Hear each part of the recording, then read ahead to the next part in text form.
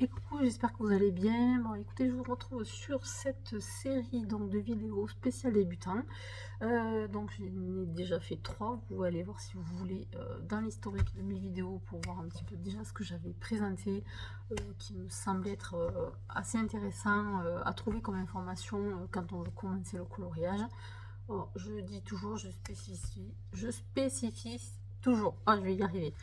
Je parle coloriage, mais ça vaut aussi pour quelqu'un qui commence à dessiner simplement, puisque le coloriage c'est juste la deuxième partie du dessin, c'est la mise en couleur. Donc en général, quand on dessine, après, la plupart du temps, on va colorier. Donc ça peut s'adresser aux deux, bien sûr. Donc écoutez, ce que je compte faire là dans cette vidéo, c'est vous faire une espèce de une synthèse, on va dire, assez exhaustive, ou en tout cas le plus possible exhaustive de ce qui concerne les crayons de couleur.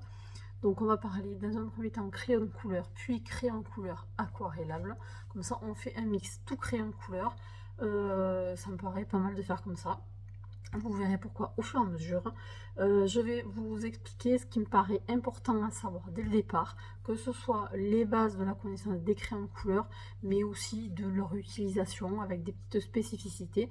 Alors s'il y a des gens qui passent par là, qui ont déjà de l'expérience et qui constate que j'oublie des choses, ben, il ne faut pas hésiter à venir le rajouter, le mettre en commentaire, etc. Ou alors simplement venir m'interpeller, puis peut-être que je pourrais rajouter des informations une fois suivante, par exemple. Voilà, parce que c'est tout à fait possible que j'oublie des choses, ou alors qu'il y ait des choses que je ne sais pas, tout simple que je ne sache pas, je ne sais pas, je sais pas. Bref, donc peut-être qu'il y aurait des choses à compléter, je ne sais pas, on va voir. Donc je vais quand même essayer d'être le plus large possible, je vais aussi parler un petit peu de technique de base, pour que chacun puisse trouver dans cette vidéo quand même déjà une très très bonne première base pour pouvoir se lancer et comprendre un petit peu tout ce que cela implique. Voilà, donc je vais vous retrouver en plan bureau pour la suite tout de suite, hein. Comme ça au moins vous pourrez voir exactement de quoi je parle plus facilement. Et voilà, donc je vais essayer d'être... ouais, je me suis mis relativement près, donc je vais essayer de surveiller que je suis bien dans le cadre pour pouvoir bien vous montrer tout ce que je veux vous montrer. Voilà, pour que ce soit plus agréable, enfin en tout cas pour puissiez voir un petit peu avec un peu plus de précision ce que je suis en train d'essayer de vous montrer. Donc écoutez, plusieurs choses. Alors j'ai quand même pris quelques notes et je vais essayer d'être un petit peu exhaustive et précise. Donc déjà une chose à savoir, donc ça fait partie des basiques, on va dire, que j'avais déjà expliqué dans une première vidéo, mais je préfère quand même y revenir un petit peu dessus très rapidement. D'emblée, ce qu'il faut comprendre, c'est que les crayons ne sont pas tous fabriqués de la même façon. En fonction de ce qu'on va avoir comme crayon, leur contenu, leur mine n'est pas faite de la même manière. Alors un crayon, c'est un ensemble de pigments mélangés avec un liant. Le liant va être soit de la cire, soit de l'huile. L'ensemble est compacté et inséré à l'intérieur d'un corps en bois. Donc ça, première chose. La plupart du temps, les crayons soit peints par-dessus, soit comme ici, vernis. Par exemple, chez Luminance, le bois est au naturel, simplement verni. Voilà. Donc après, selon les crayons, selon les marques, forcément, les crayons n'ont pas le même aspect. Ce qu'on peut voir bien sûr tout de suite, alors pour vous donner des exemples, on va avoir par exemple, tiens, je ne l'ai pas sorti, j'en ai un là à portée de main par exemple. J'en ai un ici qui est un Prismacolor, qui est donc celui-là c'est un crayon qui est à la cire, et par exemple vous avez les polychromos qui sont à base d'huile. Donc voilà, qu'est-ce que ça va changer pour vous? Ça c'est la base de la base de la base, c'est qu'ils n'ont pas tout à fait la même texture. Les crayons à base d'huile vont en général être un petit peu plus secs, ils vont être doux au coloriage, mais ils vont être un petit peu plus secs et ils vont permettre du dessin plus précis en fait. Ils vont, parce qu'en fait comme ils sont secs et un peu plus durs, on va être rapidement dans ce qu'on est en train de faire sur des traits très précis. Voilà, et le crayon va pas s'écraser, la mine va rester longtemps dans sa forme originelle avant de commencer vraiment à perdre du pigment. Ce qui veut dire qu'on peut assez facilement faire des choses très précises de cette façon là par exemple. Donc typiquement pour faire des cheveux ou des poils, c'est quand même un crayon Polychromos qui est le crayon de choix, qu'on va dire. Donc après, quand on part sur les crayons à base de cire, ça va être des crayons qui sont beaucoup plus gras, qui ont par contre un côté très smooth quand on colorie avec. Voilà, ça va s'étaler complètement différemment sur le papier. Et on va pouvoir faire des aplats beaucoup plus importants, beaucoup plus facilement, sans faire de traces. Avec Polychromos, on arrive à faire de l'aplat, bien sûr, mais il faut y aller vraiment tout en douceur, tout en finesse, pour arriver à ne pas faire de traces. On y arrive, hein, on y arrive, on y arrive. Simplement, il faut y aller doucement, doucement, doucement, doucement, et il faut être extrêmement patient, parce que dès que vous appuyez un tout petit peu trop, hop, vous allez faire une trace, et après pour venir récupérer cette trace de partout, ça va être compliqué. Donc c'est un petit peu la différence qu'il y a entre les crayons à base de cire et à base d'huile. Même dans ceux à base d'huile, que ce soit à base de cire ou à base d'huile, même entre eux, selon les gammes, ça va être plus ou moins gras et plus ou moins pigmenté. Donc après, qu'est-ce qui va faire la différence aussi entre une gamme et l'autre? Ça va être également un truc tout bête. Et ce qui va différencier, on va dire, les crayons entre les gammes. Souvent, on parle... Alors, attendez, je me mélange un tout petit peu, je rembobine. Quand on parle de crayons, souvent on va parler de gamme de crayons.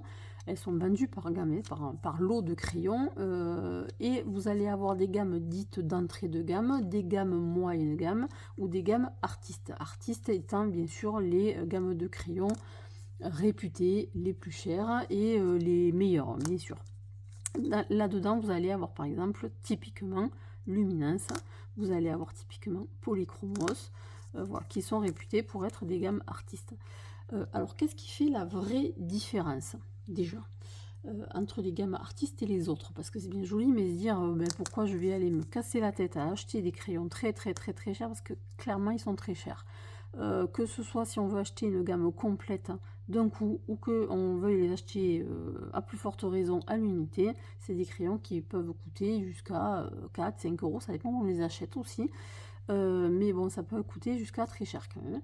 Donc du coup, voilà, c'est important de quand même comprendre à quoi ça sert déjà de base et quelle différence il va y avoir pour faire un choix dans vos gammes en fonction du budget que vous voulez y mettre. Alors comme je disais dans une première vidéo, au départ on commence avec des gammes de crayons, on ne va pas se ruiner, on essaie, on voit si ça nous plaît et on est toujours à temps d'acheter autre chose. Moi je le dis, je le redis, j'ai commencé avec des calours et j'ai fait de très beaux coloriages avec des calours qui coûtent rien du tout. Voilà. Donc par contre après ce qu'il faut quand même savoir, c'est que forcément ben, il va y avoir une différence de qualité. Alors déjà selon les crayons, ce qu'il faut constater, c'est que les crayons n'ont pas tout à fait la même forme, c'est-à-dire enfin la même taille surtout. Quand je parle de taille, je parle du diamètre. C'est-à-dire que ben, par exemple entre ce crayon et ce crayon, donc là c'est un Posca Mitsubishi et là c'est un Prismacolor, il y a une grosse différence de diamètre de crayon. Alors je ne l'ai pas mesuré, j'ai pas un pied à coulisse sous la main, mais vraiment il y a une grosse différence. Ça a une importance pour la prise en main, parce que je peux vous assurer que quand vous coloriez souvent pendant des heures avec un crayon qui est très fin, qui est difficile à tenir en main, au bout d'un moment, ben, c'est un petit peu douleur assurée au niveau du pouce et du poignet, quoi. Donc du coup, ça a quand même son importance de savoir ça. Au niveau de la prise en main, c'est différent. Donc après, chaque marque a choisi ben, en fonction. Ça va avoir aussi une importance sur la solidité du crayon, puisque forcément, plus il va y avoir de bois, d'épaisseur de bois autour, plus le crayon a de chances d'être solide. D'une façon générale, les crayons de couleur, ce sont des objets fragiles, il ne faut pas les tomber. Quand on les tombe, il y a de grandes chances que la mine se casse, même si on ne le voit pas forcément, la mine peut être cassée à l'intérieur, ce qui veut dire que quand vous allez la pointer, ben, systématiquement, ça c'est typique des crayons d'écolier qu'on a tombé 20 000 fois, après quand on les aiguise ou quand on les appointe, la mine se casse perpétuellement, on n'arrive pas à avoir une mine correcte pour pouvoir colorier avec. Forcément, ben, quand le crayon est plus gros, il est un peu moins fragile en général. Bon, après, ça dépend de comment on l'a aiguisé, puisque là, par exemple, moi, je suis sur des tailles très pointues parce que j'ai un aiguiseur qui me fait des tailles très pointues, j'ai du mal à l'ajuster. C'est pas forcément le meilleur aiguiseur, il est pas mal, mais bon voilà, on aime ou on n'aime pas. L'inconvénient que ça pose, c'est que du coup ça rend les mines fragiles, hein. Donc ça, un crayon comme ça, aiguisé comme ça, qui tombe, ben forcément ça, il se casse, hein, il n'y a pas d'autre solution. Ce qui est important à savoir aussi, c'est que c'est pas seulement qu'il soit gros au niveau du diamètre, mais certains crayons vont avoir une mine interne qui va être plus ou moins grosse aussi. Et forcément, ça va non seulement avoir un impact sur sa solidité, mais aussi sur la quantité de produits qu'il y a à l'intérieur, quoi, tout simplement. Parce que si vous achetez un truc où il n'y a que du bois et très peu de mine, bon, ben, vous aurez peut-être payé cher pour pas beaucoup de substances de base, on va dire. J'ai l'impression de parler comme dans mon boulot d'infirmière quand il y a les médicaments avec la substance de base et l'excipient. C'est un peu pareil. Voilà, donc en fait ça fait partie des choses à regarder. Et forcément, si vous partez sur... voilà, si je vous compare un crayon, là c'est un Calours. Pour moi, c'est la seule gamme d'entrée de gamme, seul crayon d'entrée de gamme que j'ai, puisque quand j'ai voulu après changer et sortir des Calours pour acheter d'autres crayons de meilleure qualité, je n'ai acheté que des gammes artistes au fur et à mesure, petit à petit. Voilà, donc j'ai mon entrée de gamme que je garde pour le moment, et puis voilà. Mais forcément là on va être sur un crayon qui est quand même assez fin. Les seuls dits artistes qui soient vraiment fins, ce sont les Prismacolor, ce sont des crayons qui sont assez fins. Après, en termes de qualité du crayon, ben, excusez-moi, mais même le Calours il est de meilleure qualité que le Prisma, quoi. Le Prisma, c'est un crayon qui est mexicain. Alors bon, j'ai rien contre le Mexique, hein, mais là ils ont fait un crayon qui est vraiment très cheap quand même, hein. Alors effectivement, par contre, excusez-moi, j'avais ma main devant la bouche. Effectivement, par contre, ils sont très très gras, ils sont très agréables à utiliser quand on veut faire des aplats. Moi je vais appeler ça, excusez-moi, pour les amateurs de Prisma, hein, mais pour moi c'est un peu le crayon pour les nuls, hein. C'est-à-dire que même si on ne sait pas se servir de ce crayon-là, très rapidement on va y arriver, parce qu'en fait ils sont tellement gras, c'est pas de la cire, mais pas loin finalement, qu'on arrive à faire des aplats très très facilement, sans trop se prendre la tête, sans trace. Voilà, donc ça c'est une spécificité des Prismacolor, et je pense que c'est pour ça qu'ils sont très appréciés en règle générale. Après, je crache pas dessus, hein, ça fait pas très longtemps que je les ai, mais effectivement c'est très agréable de colorier avec. On se pose pas trop de questions avec. C'est sûr qu'on peut pas faire la même chose avec Polychromos, hein. Polychromos, ça demande d'apprendre à maîtriser le geste. Donc ça c'est un petit peu pour le crayon, comment il se présente. Ensuite, autre chose qui est importante à savoir sur les crayons, c'est que déjà on peut regarder un petit peu ce qui est écrit dessus. C'est-à-dire qu'il y a des informations qui sont notées ici. Alors là pour moi il y a quelque chose qui est un petit peu de temps en temps gênant. C'est par exemple avec Polychromos, c'est écrit en doré. Donc le corps du crayon est tout peint et c'est écrit en doré. Ce qui fait que personnellement, j'ai énormément de mal à lire le nom et le numéro. Bon, ça, je trouve que c'est un défaut dans cette gamme-là. Voilà, ça peut m'arriver d'être vraiment en difficulté, et en plus, dans le temps, ça a tendance à s'effacer. Donc, on perd le numéro de son crayon, c'est un peu dommage. Ça, pour moi, c'est un bémol sur la qualité du Polychromos. En dehors de ça, c'est un très bon crayon. Par contre, ce qu'on va avoir comme information, ça va dépendre des marques, en fait. Chez Polychromos, vous avez un nom, vous avez un numéro, vous avez des étoiles. Chez, comment il s'appelle, Calours, vous avez des étoiles. Par exemple là, sur celui-ci vous avez 4 étoiles, sur celui-ci vous en avez 2. Alors chez la gamme Calours, c'est propre à Calours, le fait qu'il y ait 2, 3, 4 étoiles, ça correspond à l'opacité du crayon. C'est-à-dire que vous avez des teintes qui vont être plus ou moins... C'est pas tant l'intensité, c'est vraiment l'opacité. Selon... voilà, là je suis sur deux croix. On va avoir une couleur qui est en fait un petit peu translucide. Alors comme ça se voit pas forcément énormément. Mais par contre, si vous essayez par exemple de la mettre en deuxième couche sur quelque chose qui existe déjà, sur un line par exemple, ben, je suis à peu près certaine, tiens on va faire un essai là-dessus, que si je fais ça, voilà, ça n'efface pas du tout le line par exemple. D'accord, c'est ça que ça veut dire translucide. Vous avez des crayons qui sont beaucoup plus opaques. Alors, je sais pas, j'ai pas essayé celui-là avant, hein, mais de ce que les croix nous disent, c'est que c'est un crayon qui est plus opaque. Et quand un crayon est beaucoup plus opaque, on va... Alors, c'est pas forcément flagrant sur celui-là quand même. Alors déjà, ça a un effet, j'ai presque envie de... C'est plus laiteux en fait.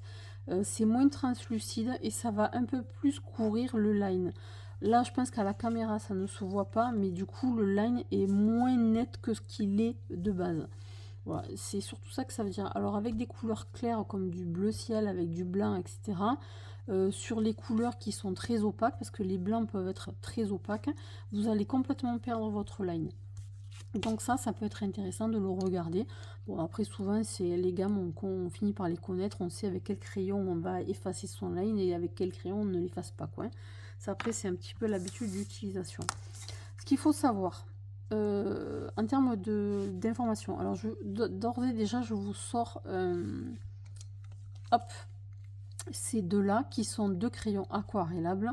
Et la spécificité, c'est que dessus, vous allez avoir un petit pinceau ici, donc qui vous précise que c'est aquarellable. C'est important de quand même y faire attention, puisque si un jour vous venez avoir un crayon qui se mélange, hop, ça vous permet de le repérer facilement. Certes, ils sont pas... chaque gamme a des crayons qui sont complètement différents, mais là, par exemple, sur Derwent, tous leurs crayons sont faits de la même façon, donc on peut facilement les mélanger et pas forcément les reconnaître facilement. Donc le petit pinceau, ça va vous permettre d'avoir une indication. Chez Faber-Castell, de toute façon, vous les mélangerez pas parce que du coup, voilà, c'est pas la même forme. Sur l'aquarellable, il est hexagonal alors que le polychromo c'est rond, par exemple. Donc déjà, ça vous donne une indication, mais bon, il y a toujours le petit pinceau qui est là, ça veut dire aquarellable. Ensuite, donc, tous les crayons n'ont pas de nom. Les Prismacolor, par exemple, non. Ah si, je dis une bêtise. Ils ont un nom aussi, beige rosé, en français et en anglais, et vous avez un numéro. Sur les Prisma, c'est en gris argenté. Par contre, ça s'efface assez vite. J'en ai, ils sont quasi neufs, mes crayons, et il y en a déjà où la peinture s'efface là. Pas super. Souvent, le numéro est écrit en long dans le sens du crayon. Quelquefois, comme chez Luminance, le numéro il est écrit comme ça. Je sais pas si c'est mieux ou si c'est moins bien en fait. Franchement, j'en sais rien. Parce que ouais, c'est à peu près pareil. Le problème en fait, c'est que quand on les met en trousse, après les numéros on les voit plus. Alors chez Luminance, ça tend à s'effacer un tout petit peu. C'est écrit en blanc sur fond couleur bois. C'est pas toujours facile d'aller lire ce qui est écrit dessus quand même. Bon, voilà. Alors, en tout cas, ce qui est important à savoir, c'est que, par exemple, sur certains crayons, c'est le cas là sur les Luminance, il y a écrit LF1. Sur, je crois, Hierogitène... alors, attendez, que je vous dise pas de bêtises. Ce qu'il faut savoir, parce que c'est ce qui fait une grosse différence entre les crayons chers et les crayons pas chers, enfin, les gammes artistes et les autres, c'est leur capacité à être résistant à la lumière. Donc, résistant à la lumière, ça veut dire combien de temps ils vont durer, les pigments vont rester intacts et vont résister aux UV quand ils sont exposés. Donc si vous êtes débutant, normalement c'est pas trop votre problème, vous n'êtes pas au stade de l'exposition. Si vous coloriez, vous ne faites que du coloriage dans des livres, vous vous en fichez un petit peu puisqu'ils vont être fermés à l'abri de la lumière et c'est pas un problème. S'ils sont pas j'arrive pas à le dire ce mot, light fightness, résistant à la lumière en français, c'est pas bien grave. Voilà. Mais par contre, sachez que les Luminance qui ont ici la référence LF1, il y a LF2, LF3, sont des crayons qui sont très résistants à la lumière. Ce qu'il faut savoir, c'est Luminance, c'est une des seules gammes qui répond à une norme internationale, puisqu'il y a une norme internationale sur la résistance à la lumière des crayons de couleur. Cette norme, elle s'appelle la norme ASTM D6901, et les crayons Luminance sont pas tout à fait, mais parmi les seuls avec les Lightfast qui répondent à ces critères internationaux. Voilà, donc si vous achetez des Luminance et des Lightfast, vous êtes sûr d'avoir des crayons qui sont ultra résistants et vous pourrez faire des expositions, les laisser en plein soleil. Dans 100 ans, ça n'aura pas bougé de ce qu'ils disent. Mais bon, écoutez, Ils ont fait des expériences, ils ont mis des pigments au soleil pendant un certain temps et pour voir un petit peu comment ça allait évoluer.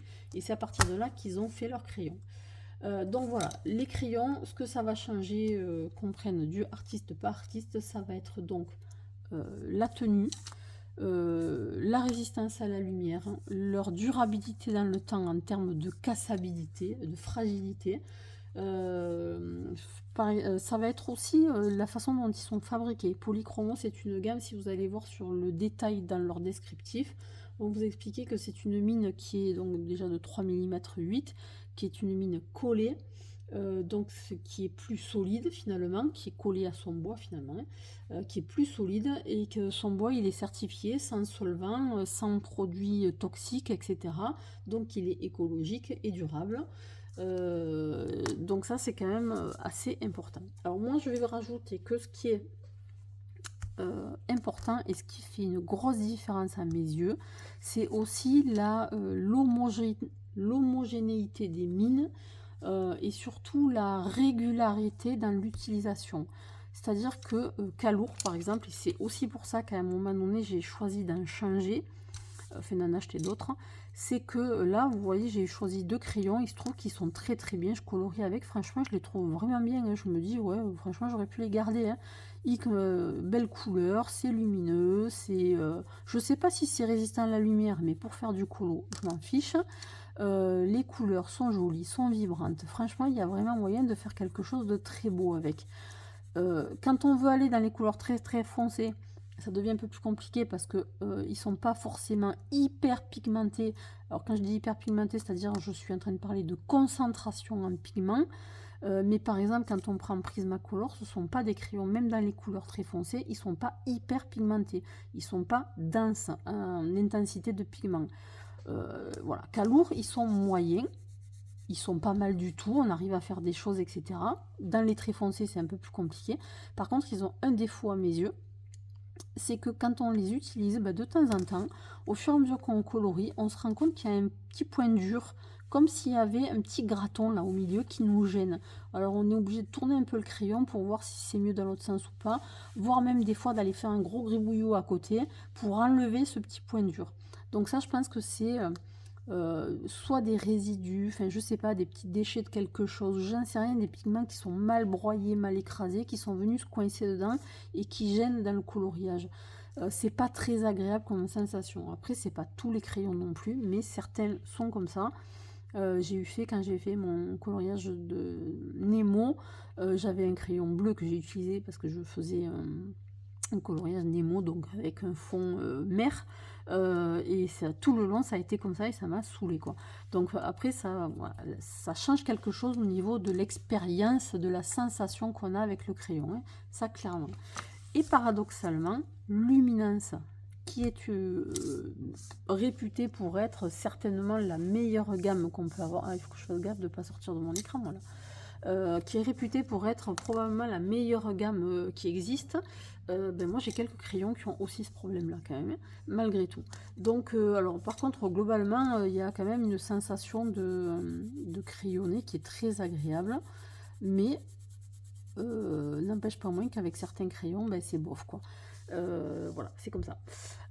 Il faut savoir que, parce que c'est en le faisant là, en faisant ça que je suis en train de me rendre compte que je le dis, que le papier a une importance capitale, parce qu'il suffit pas de parler du crayon, le crayon il va pas sans papier. D'accord, ça marche ensemble, c'est un duo, et c'est un duo, il y a certains duos qui collent pas quoi, hein. Il y a des couples qui fonctionnent pas, là c'est un petit peu pareil. Là par exemple je suis sur du papier Bristol pour vous faire des petites démos comme ça de crayon. En fait Bristol et Luminance, franchement c'est pas terrible, ou alors il faut y aller vraiment tout doucement, doucement, doucement, et vous avez vu là j'y suis allée un petit peu à l'arrache comme ça, et à chaque bout de trait, pourtant j'appuie pas, hein, à chaque bout de trait, je laisse un petit surplus de matière là, qui fait pas propre, qui fait pas joli. Et si je voulais avoir un coloriage uniforme, je serais ennuyée par ce dépôt de gras là. Voilà. Donc, et ça le fait pas sur certains papiers. Luminance, c'est un crayon qui pour moi est un petit peu capricieux pour ça. Il y a des papiers avec lesquels on n'arrive pas à colorier quoi. Donc ça peut être gênant quand même. Après, c'est sûr que si vous faites un dessin, votre propre dessin, sur un papier que vous avez choisi, Donc vous maîtrisez la totalité du support, en général ça va être un très bon crayon. Dans un livre de colo, moi il y a beaucoup de livres dans lesquels je n'utilise pas Luminance parce que je trouve que ça détestable. Voilà, après il faut s'entraîner, il faut faire des essais sur le papier en question pour vraiment savoir ce qu'il en est, quoi, hein. Voilà pour ça en ce qui concerne les crayons. Ensuite, qu'est-ce que je voulais vous dire? Donc oui, c'est la norme internationale, je vous en ai parlé. Donc je vous disais qu'il existe la gamme Lightfast qui est exactement comme Luminance, qui est une des seules gammes qui répond à la norme internationale.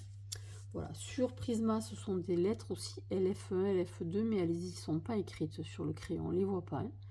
Voilà. Donc après, toutes les gammes n'ont pas toutes les informations dessus.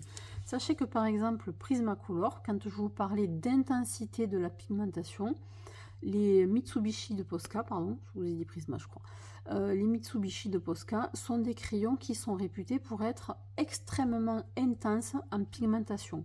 C'est-à-dire que même si vous prenez une couleur très claire, si vous allez colorier sur du noir, vous allez le couvrir avec. Et d'ailleurs, ils ont été faits pour ça. Ils sont présentés comme ça. On peut colorier sur du papier noir avec un résultat qui est un petit peu bluffant. Est-ce que j'en ai un là? Oui, j'ai mon petit carnet. Tant pis, je vais un peu sacrifier une page à la fin là.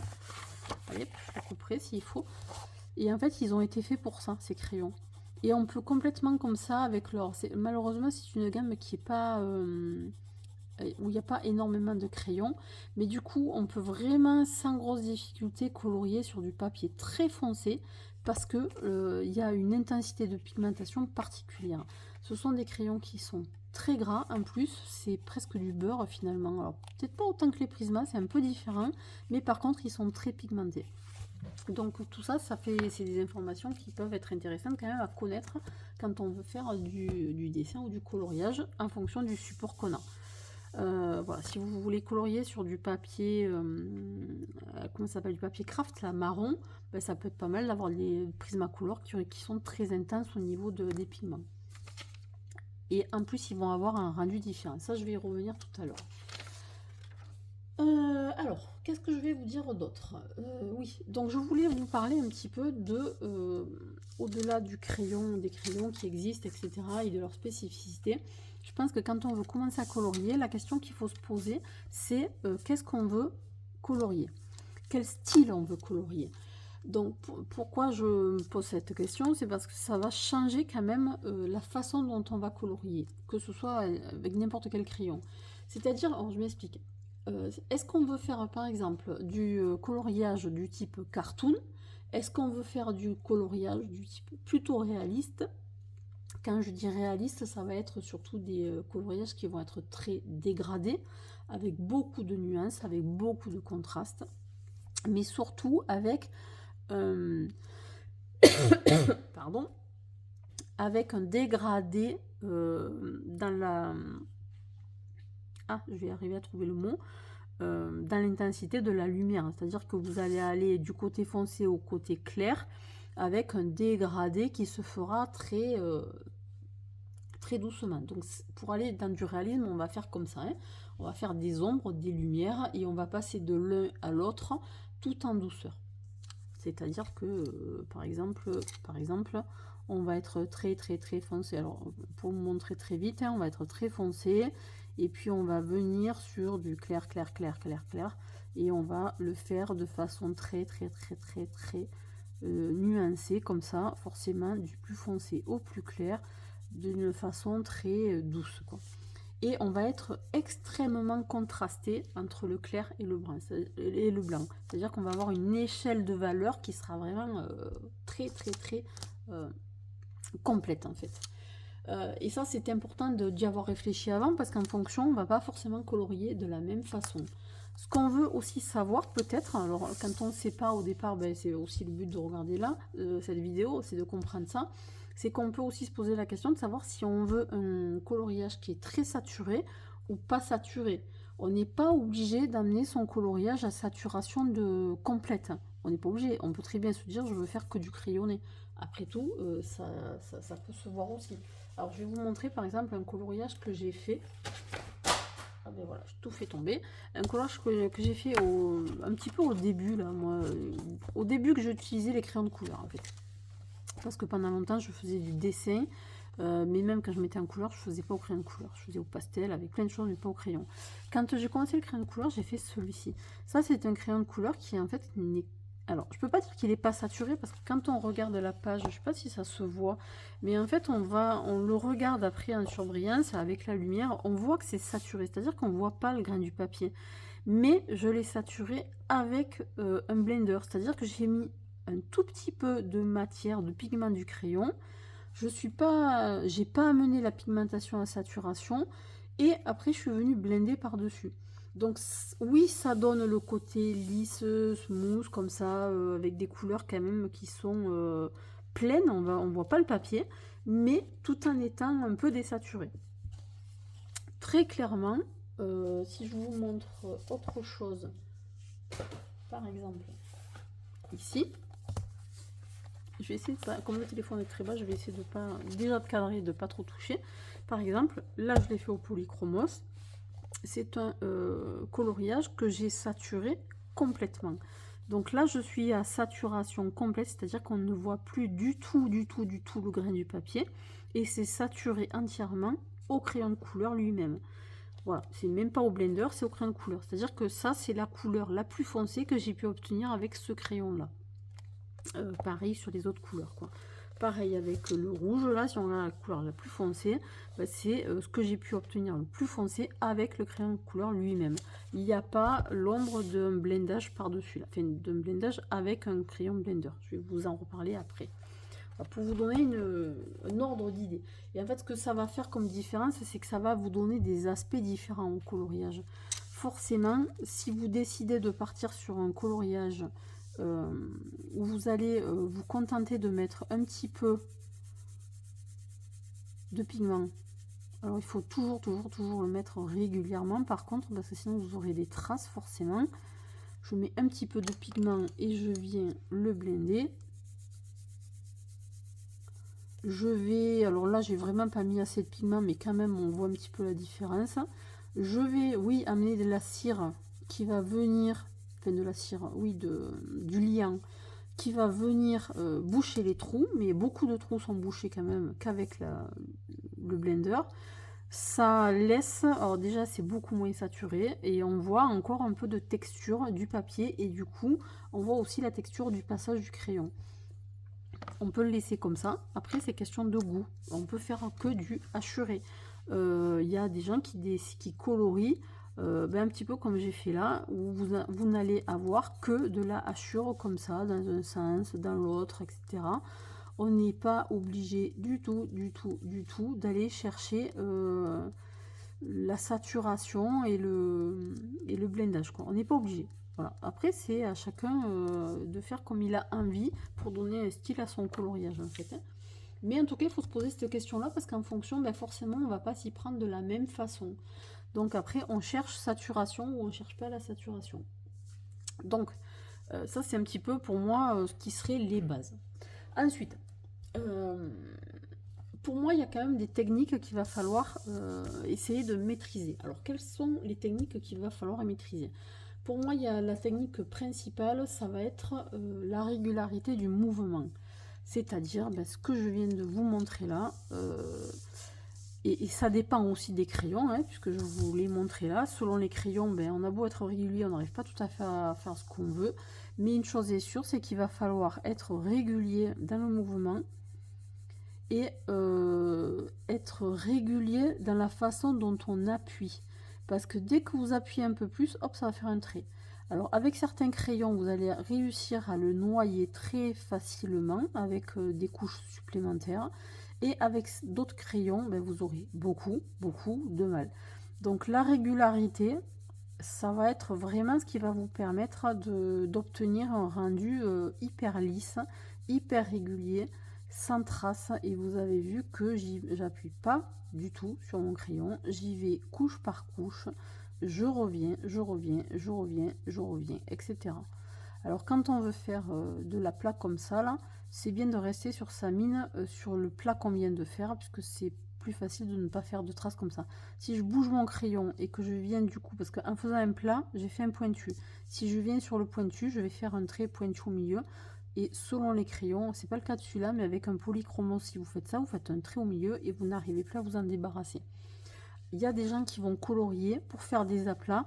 Ils vont faire un petit peu de coloriage, ils vont tourner leur crayon, ils continuent, ils retournent.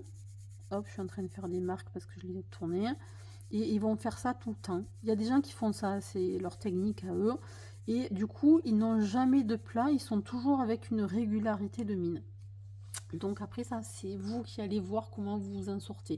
Moi, quand je veux faire des aplats, j'ai tendance à rester sur mon plat. Et si je veux venir additionner des détails, je vais hop me servir du pointu pour venir l'ajouter. C'est un choix. Un choix, une habitude qui va se créer au fur et à mesure qu'on va le faire. Ce qui va être important comme technique à maîtriser, c'est la régularité de la pression. Pourquoi? Parce que déjà, si on appuie trop vite, trop fort, on va faire des traces qu'on ne pourra plus effacer. Elles seront là, elles seront là. Et en plus, non seulement on ne sera pas régulier dans le fini, on aura des choses qui ne seront pas régulières, qui ne seront pas jolies. Il y aura des endroits où on verra plus ou moins le papier et on n'arrivera pas à aller à la saturation de façon régulière. Donc il faut y aller de façon progressive dans l'intensité, tout en restant régulier. À un moment donné, je décide d'augmenter ma pression, mais quand je décide d'augmenter ma pression, tout en gardant ma régularité dans le mouvement. Alors pareil, il y a des gens qui vont le faire tout le temps comme ça, et puis il y a des gens qui vont le faire une fois qu'ils ont fait comme ça, ils vont se mettre comme ça, ils vont faire ça, ils vont le faire comme ça dans plusieurs sens, et ils vont venir blender, remplir tous les petits trous du papier à force de passer dans un sens ou dans un autre. Toujours est-il qu'il va falloir maintenir la constance de sa pression, et au fur et à mesure qu'on va monter dans l'intensité de la couleur, on va pouvoir appuyer un petit peu plus. Dès qu'on commence à appuyer un petit peu plus, on voit que ça fait des petits copeaux là qui se séparent du crayon.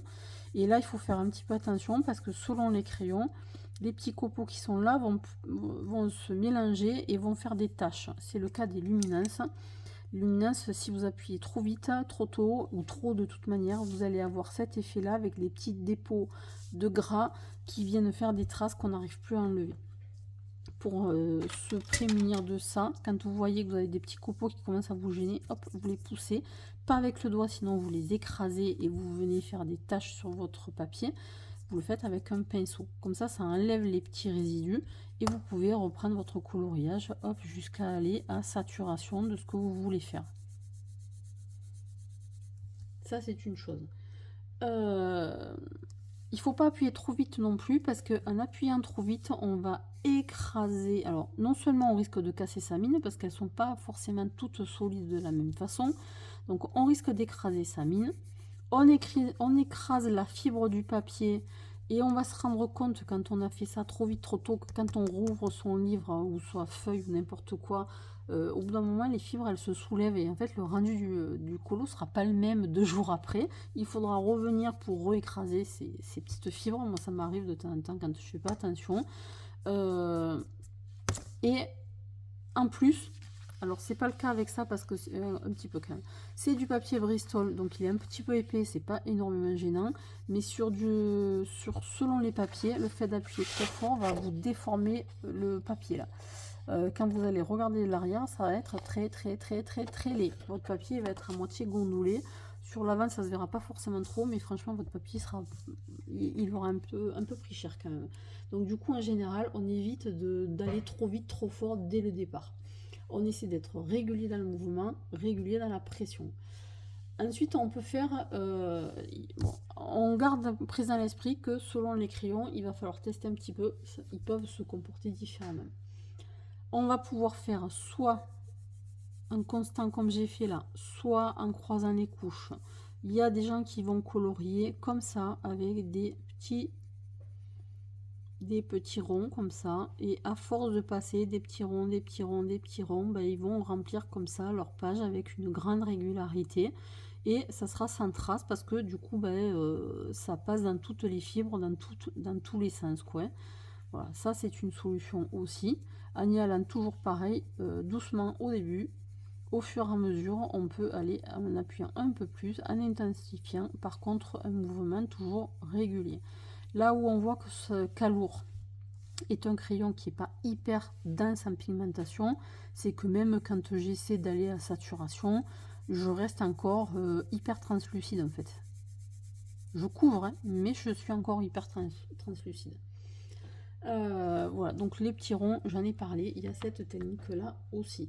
Selon aussi, il faut réfléchir à l'effet qu'on veut donner, parce que ça peut être intéressant de faire un rond ou un croisé ou en ligne en fonction de la texture qu'on veut amener à son coloriage aussi, puisque ça peut être aussi une façon d'amener de la texture. Ensuite, quand je parle de régularité de la pression, c'est important d'apprendre à le maîtriser, dans le sens aussi où ça peut vous aider. Enfin, c'est pas ça peut, ça va vous aider.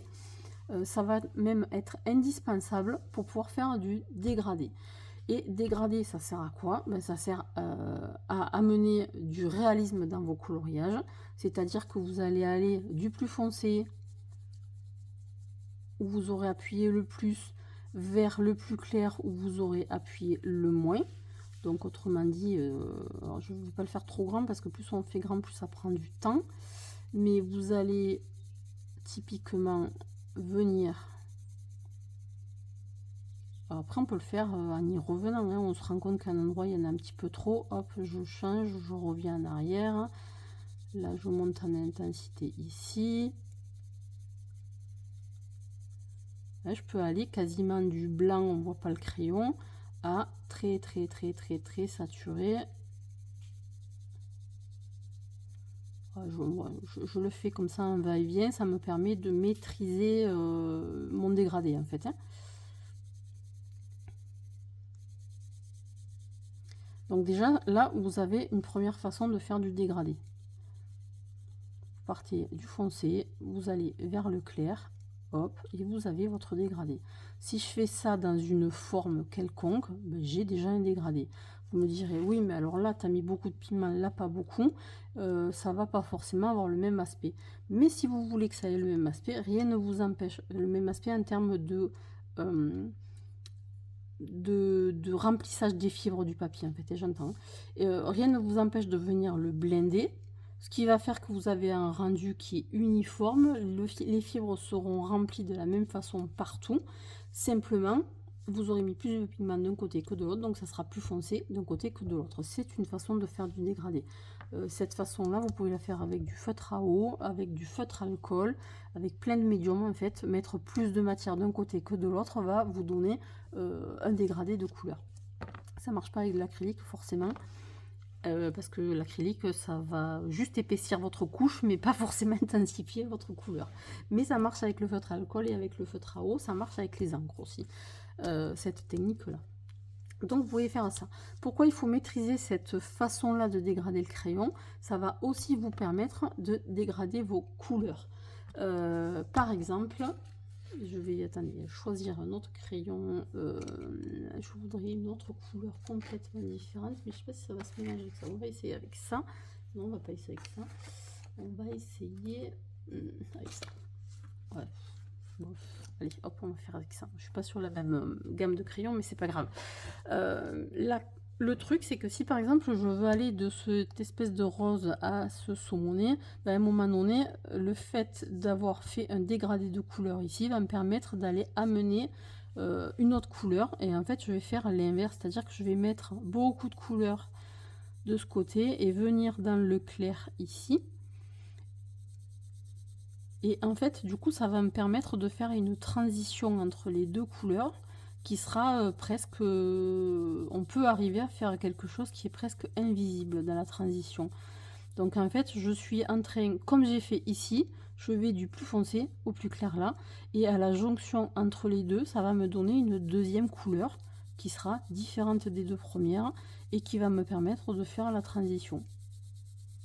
C'est ce qui va permettre dans un coloriage d'avoir vraiment, par exemple, vous faites un ciel dégradé, petit à petit, vous allez passer d'une couleur jaune très pâle à une couleur jaune plus foncée, etc., etc. Et à chaque fois, la transition entre les deux couleurs, vous l'aurez faite comme ça.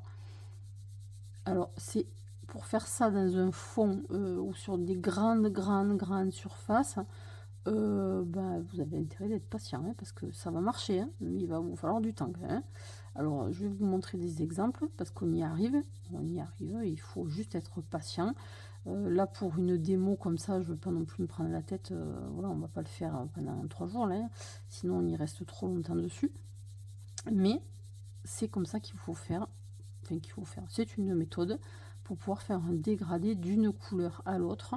Vous êtes toujours à temps de revenir sur votre couleur précédente pour ramener une couleur intermédiaire entre les deux. Alors bien sûr, ça, il faut le faire avec des crayons qui fonctionnent bien ensemble, sinon vous allez avoir du mal.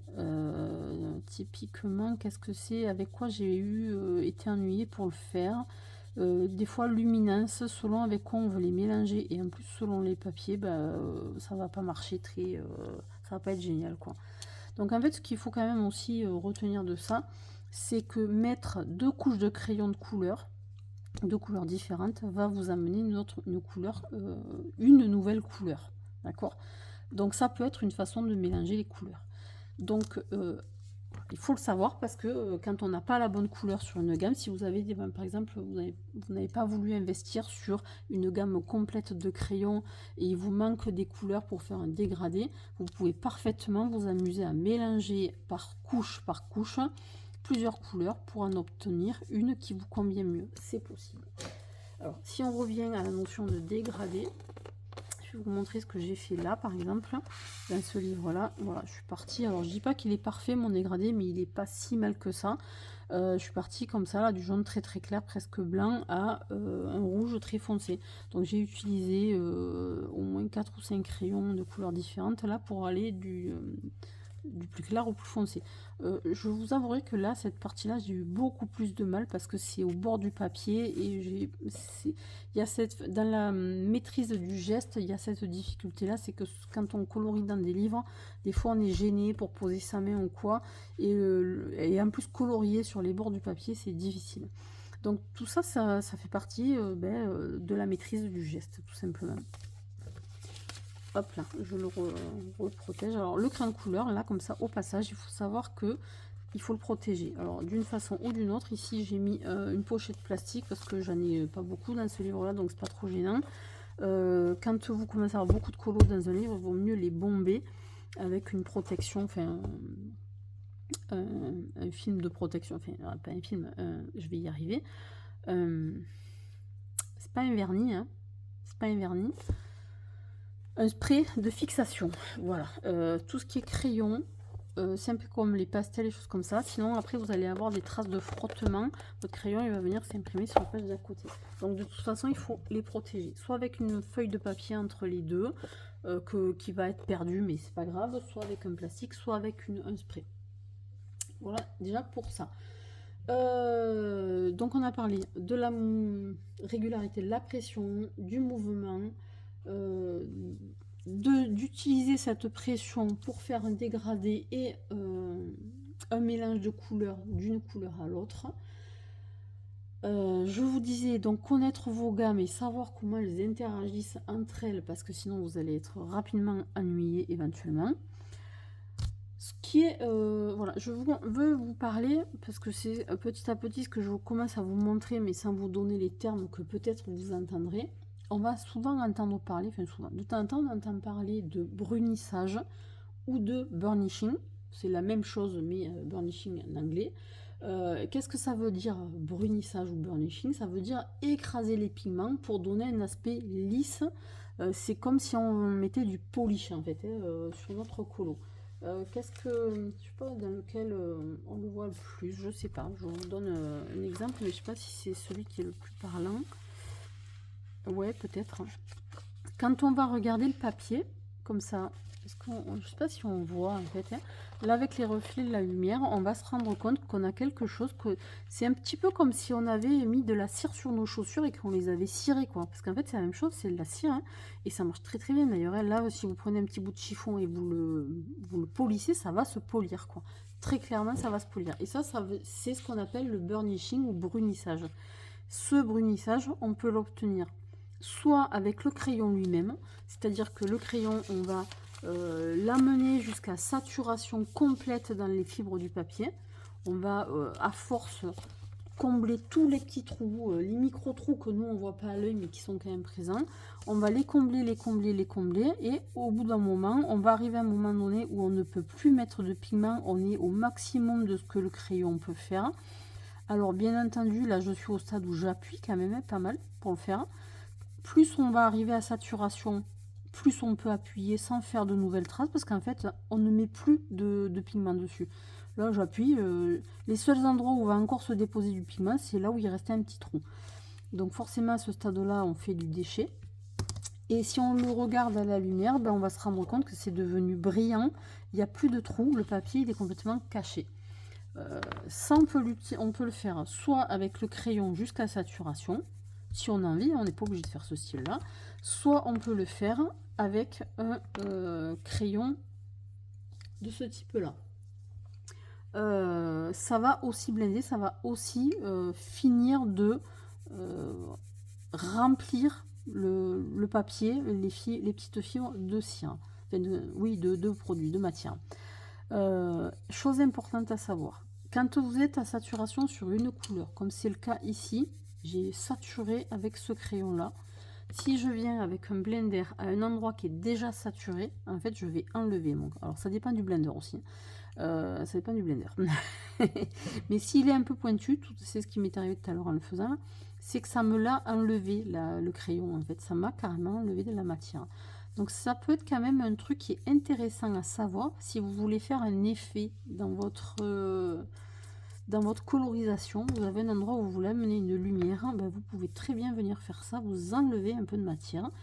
Après il y a l'association de certains blenders avec certains crayons où ça va marcher plus ou moins bien, mais sachez que vous pouvez le faire. Par contre, si vous n'êtes pas encore à saturation complète, souvent le fait de venir avec votre blender va venir boucher tous les trous et ça va venir uniformiser l'ensemble en fait. Donc ça aura un petit rendu mieux fini, on va dire. Et c'est un petit peu différent de la notion de blender, puisqu'on parle de brunissage et de blindage. Le blindage, c'est plus ce que j'ai fait là, c'est-à-dire de mélanger les couleurs entre elles pour obtenir un beau dégradé. D'accord? Donc ça, c'est plus du burnishing ou brunissage, et ça, c'est plus du blindage. Moi, souvent, j'utilise mal les termes, c'est-à-dire que quand je suis en train de colorier, je dis « Ah, maintenant, je vais blender » et je prends mon blender, puisque ces crayons s'appellent des blenders, et je viens finir de saturer au maximum avec de la cire, en fait, hein, avec du liant, puisque ces blenders, ce sont des crayons qui ne contiennent que du liant. Alors ça, c'est un luminance. Les deux, c'est la même chose, sauf que un a du bois autour et l'autre n'a que le produit. Moi, je n'ai que des luminances, mais chaque gamme a les siens. Donc en fait, là, dedans, il n'y a que du liant. Et forcément, quand on vient à la fin terminer son coloriage avec, on finit de boucher tous les petits pores, ça mélange tous les petits pigments entre eux et ça donne un effet fini, poliché. Ça, c'est un blender. Donc moi, je l'utilise un peu à mauvais escient, puisque je dis je viens blender, alors que blender, c'est plutôt ça, en fait. Bon, bref, ça, c'est du blabla, mais bon, voilà. Sachez que si vous en entendez parler, qu'au moins ça vous parle. Selon les papiers que vous allez utiliser, vous allez plus ou moins obtenir un résultat lisse et fini. Il y a des fois où vous n'arriverez pas. On n'est pas obligé, encore une fois, de faire comme ça. On peut très bien vouloir garder son aspect texturé, parce qu'après tout, on peut vouloir garder cette texture-là, et il n'y a aucun problème pour ça, hein. Alors, ce qui est intéressant à savoir, c'est que ce brunissage, c'est-à-dire le fait d'amener les couleurs à saturation, ce brunissage, je ne sais pas si j'ai choisi le bon crayon pour vous montrer en fait. parce que comme ils sont pas hyper pigmentés, je sais pas si c'est le bon. Ce brunissage, on va essayer de le faire avec celui-là, qui est un luminance. Oh, mais sur ce papier, le luminance, c'est une horreur. Voilà. C'est impossible de colorier régulièrement sur ce papier avec. Ça accroche le gras et ça fait des trous. Impossible. C'est pas possible. Je sais pas si c'est le cas. Par exemple, si je fais un essai, faites-moi voir. On va essayer. Comme quoi le papier, Alors, je fais une fraise violette. Hein. Tant pis. Hein.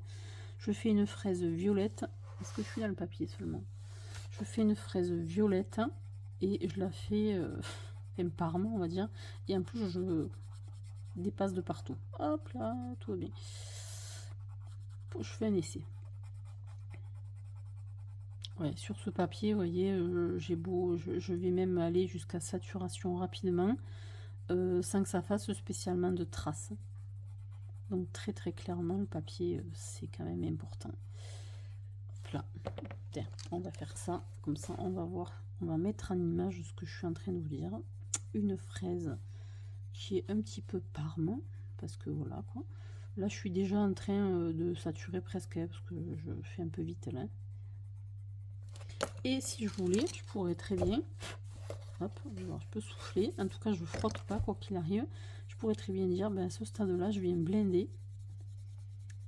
Sur les parties très claires où il y a très peu de pigments, ben, simplement ça va venir amener une fine couche, mais surtout une couche de produit là, de cire, enfin, c'est pas si c'est la cire, c'est chez Luminance, qui va se déposer, qui va blender le papier, qui va boucher tous les petits trous là.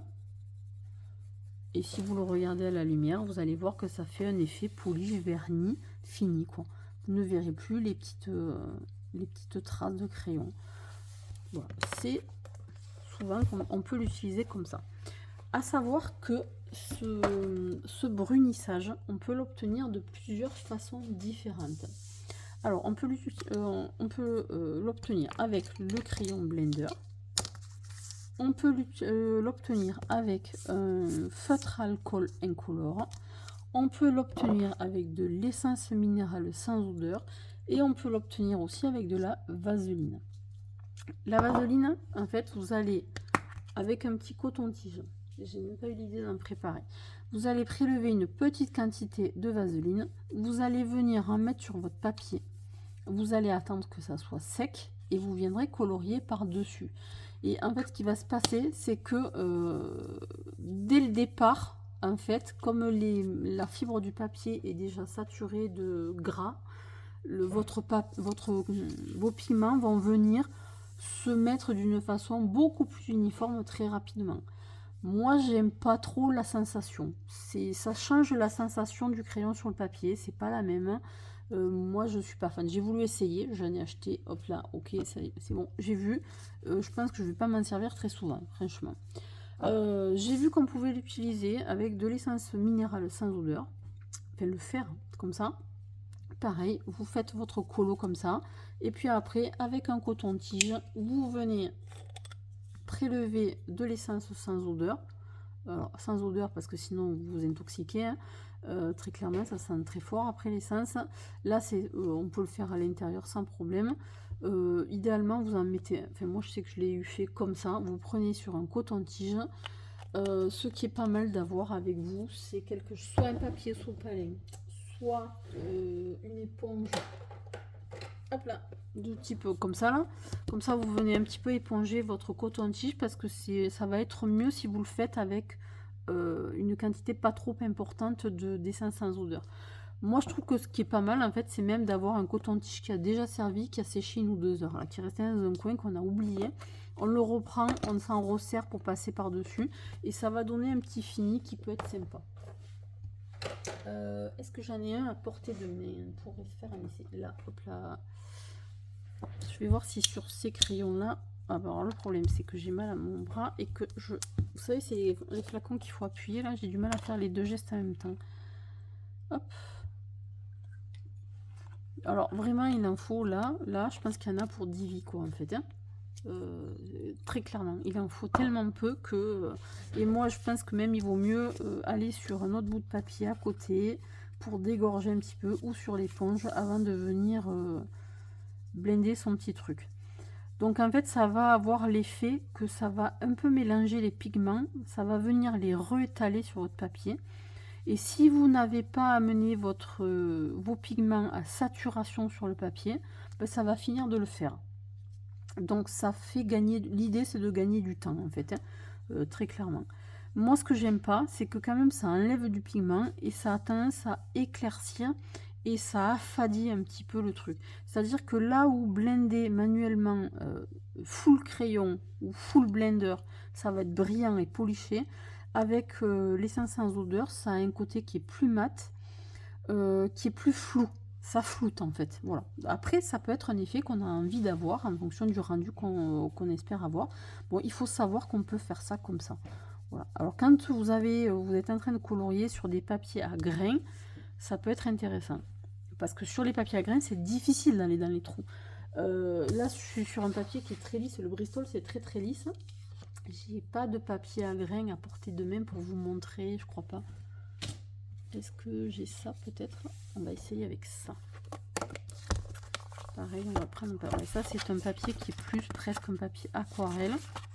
Oh, bon, lui, là, carrément. C'est un papier qui est très granuleux, ça. Et on va voir ce que ça donne. Alors déjà, vous voyez, papier granuleux. Vous voyez ce que ça donne. On voit la fibre du papier. Donc déjà là, pour aller remplir toutes les fibres, déjà pour avoir un rendu ultra régulier, déjà ça mène une complication. Là, très certainement qu'il va venir falloir dans tous les sens, et il va falloir s'y prendre en plusieurs fois. Il faut pas trop appuyer d'un coup, sinon vous allez trop remplir d'un côté, pas assez de l'autre, etc. Et probablement que ça va être très compliqué d'aller au blindage parce qu'il y a trop de relief. Alors déjà en plus ça abîme les crayons énormément. Parce que ça enlève de la matière, ça le ponce en fait, tout simplement. Donc là, c'est des types de papier, c'est quasiment impossible d'aller jusqu'à saturation, hein, presque. Là, c'est vraiment trop. Et pour le coup, ça peut marcher. Hop. Voilà. Quand on est sur ce genre de papier, ben, ça peut être intéressant de faire ça. Alors après, comme ça dilue un peu les teintes, ça peut être intéressant d'y revenir après coup. Mais en tout cas, voilà, pour donner une idée quand même, sur des papiers granuleux, ça permet de venir remplir la texture. Voilà. Et ça, alors par contre, voilà, ça amène un fini qui fait un peu plus aquarelle, je trouve, dans le sens où ça mélange un peu les pigments, pas de façon ultra uniforme, etc. Donc ça donne un effet particulier. C'est pas vilain, simplement il faut le savoir. Voilà, ça c'était pour vous donner un petit peu des exemples. Et savoir également que ce que je suis en train de faire là avec l'essence sans odeur, on peut également aussi le faire avec un feutre à alcool. Voilà, donc moi là j'en ai commandé un qui sert exclusivement à ça. Il n'est pas dans mes feutres à alcool, je ne m'en sers que pour ça quand j'ai envie de m'en servir. Et je peux très bien, comme j'ai fait tout à l'heure avec l'essence sans odeur, venir travailler mon crayon de couleur pour aller à la fois blender le papier, amener une texture. Alors comme on peut le voir, ça dilue la couleur à quelque part. Là, ça l'éclaircit énormément. Donc ça veut dire que s'il va falloir aller dans du très foncé, du très saturé pour obtenir quelque chose de beaucoup plus mousse. Alors là, il y a le phénomène du papier qui boit beaucoup d'alcool. Par contre, attention, dès qu'on utilise de l'alcool, ça va finir comme ça. C'est-à-dire que ça va traverser. Donc il faut en tenir compte quand même, selon sur quoi on est en train de colorier. Et si on le fait là, sur la partie où je suis pas allée encore, attendez, je vais enlever le résidu. Si je viens le faire ici, ben c'est pareil. Ça va avoir tendance à m'enlever de la couleur, à l'atténuer un petit peu. Pareil, ça, alors là c'est assez épais, c'est cartonné, ça traverse moins, mais bon, il faut savoir que ça va traverser. Donc du coup ça fait partie des effets qu'on peut essayer de donner. Il y a des gens, j'ai vu quelques personnes qui se servent beaucoup de ça pour faire par exemple des petites nuances sur les visages ou des choses comme ça. Bon après voilà, c'est pour faire des petites retouches, pour faire en fonction des effets que vous pouvez obtenir, ben, vous imaginez le rendu que vous pouvez avoir avec. Sachez que vous avez ces options là voilà, qui sont à connaître. Donc je vous ai parlé de la feutre à alcool, de la vaseline, du crayon blender, du crayon alors aussi ça je vous en ai pas parlé. Je sais pas s'il y a un endroit où je vais pouvoir vous le montrer. Alors pour vous le montrer, il faudrait que je le fasse avec quelque chose de plus foncé. On va prendre par exemple celui-là. Par exemple, donc là je suis sur un polychromos. Alors, encore une fois, je suis pas forcément sur le bon papier, c'est pas grave. On va faire comme ça et on va voir si ça marche. Voilà, on peut blender de différentes manières, outre ce que je viens de vous expliquer. On peut aller blender aussi avec des couleurs plus claires. Par exemple, on va voir si c'est suffisamment parlant là, c'est pas forcément. On peut amener, voilà, là je suis en train de venir brunir, burnicher, brunir, ouais, c'est le mot en français, avec une couleur plus claire. J'ai plus trop dans mon papier, du tout. Et j'ai légèrement, je pense que ça se voit pas à la caméra, mais j'ai légèrement modifié la couleur finale, puisque je n'ai pas utilisé la couleur elle-même, j'en ai utilisé une autre qui vient se mélanger, se superposer. Donc je viens, moi je dis blender, mais c'est brunir, avec un crayon d'une couleur différente. Si vous venez le faire avec du blanc, ben forcément, ça va encore une fois venir se brunir, enfin se saturer, mais avec encore une teinte différente. Là je suis sur du blanc, alors je pense que ça se voit pas du tout à la caméra. Là je vais être sur une couleur qui va être plus laiteuse, et là qui est plus translucide et qui tend légèrement vers cette couleur. En fonction du blanc que vous avez choisi, ou en fonction de la couleur claire que vous avez choisi, selon l'intensité de pigmentation du crayon, ben vous allez avoir une couleur qui va être beaucoup plus apparente ou beaucoup moins apparente. Si par exemple, bon, je sais pas si j'ai assez de couleur là pour... je vais essayer de le faire beaucoup plus intense. Alors ça, c'est quelque chose que vous ne ferez quasi jamais normalement. C'est-à-dire appuyer très fort, très vite. Sur ce papier-là, ça passe. Ça l'abîme un peu, hein, ça me le gondole. Mais c'est pour vous montrer. Je sais pas si ça va marcher avec celui-là. Le Posca qui normalement est très intense. Voilà. Et comme je vous disais tout à l'heure sur le noir, on peut carrément venir brunir, c'est-à-dire policher le truc. Mais par contre, ça modifie complètement la couleur. Complètement. Puisqu'en fait, je suis en train de le mélanger complètement avec du blanc. Hop là, ça fait beaucoup de déchets. Ça, c'est un crayon qui est très gras, qui se mélange très bien. Et alors là, on a vraiment un truc. En plus, même si je fais ça, que je frotte, avec la chaleur du doigt et du frottement, ça me fait un effet brillant, hyper saturé. On dirait que j'ai appliqué du plastique par-dessus, quoi. J'adore ces crayons pour ça, d'ailleurs. Les Posca. On arrive à faire des choses, c'est génial avec. Hein. Parce qu'en fait, c'est comme si on mélangeait un petit peu une peinture, pas acrylique, mais une peinture grasse, avec les pigments qu'on avait dessous. L'ensemble se mélange et se fond, et ça donne une texture encore différente. Donc voilà, ça fait partie des petits trucs à connaître sur les crayons. Donc je pense que j'ai déjà amené pas mal d'informations. Donc je vous ai dit pas trop appuyer trop vite, mais sachez que voilà, vous allez pour faire ça si vous le faites, en sachant que ça va abîmer votre papier, ça va le gondoler quand on va trop vite.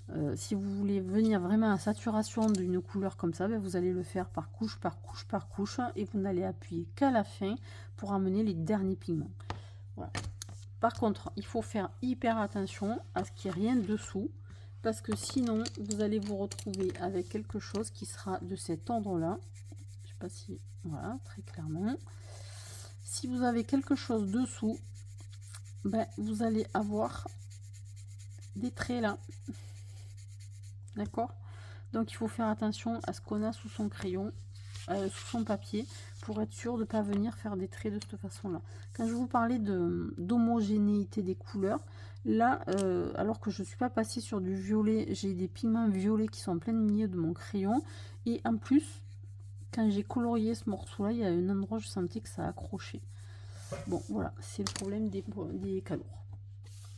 Alors, qu'est-ce que je vous ai raconté? Je pense que je vous ai raconté déjà beaucoup de choses.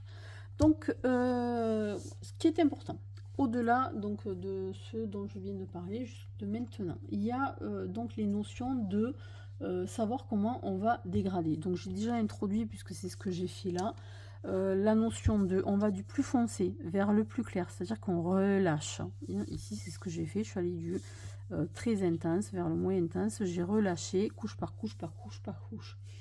On peut très bien se dire, moi je fais un colo tout un aplat de couleurs, comme j'ai fait dans ce que je vous ai montré tout à l'heure, qui était le Mickey là, parce que Mickey c'est du cartoon, c'est-à-dire qu'il y a très peu de contraste. Et là, on va faire simplement de l'aplat. Bah, tiens, par exemple, dans les lettres, là, c'est de l'aplat, il n'y a pas de contraste.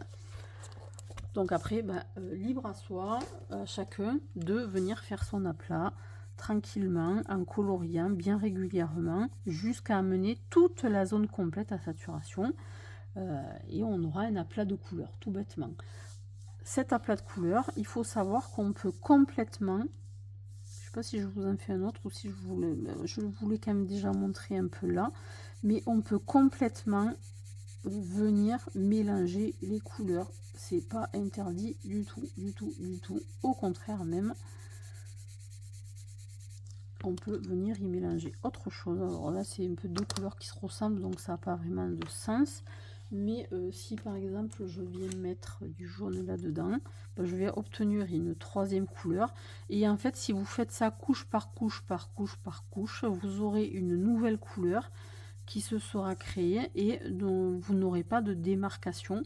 Elles se seront complètement fusionnées l'une à l'autre. Simplement, il faut le faire vraiment tranquillement, quoi. Il faut pas y aller d'un coup, parce que si vous voulez vraiment fusionner les deux couleurs, il va vous falloir le faire vraiment avec patience, quoi. Mais sachez que ça marche. Voilà. Si vous manque de la couleur, vous allez arriver à les mélanger. Alors, il y a un moment donné où vous vous rendez compte que vous êtes à saturation, vous ne pouvez pas en mettre plus. Et ben là, c'est le moment où ça y est, vous avez fini de mélanger vos couleurs. C'est la différence, c'est qu'au lieu de les mélanger sur une palette à côté, vous les mélangez une sur l'autre et c'est par transparence qu'elles vont apparaître. Les pigments vont se mélanger les uns aux autres. Je suis partie sur des couleurs claires, je suis pas persuadée que ce soit hyper parlant, mais quand même, d'un côté on a ça et de l'autre côté on a ça.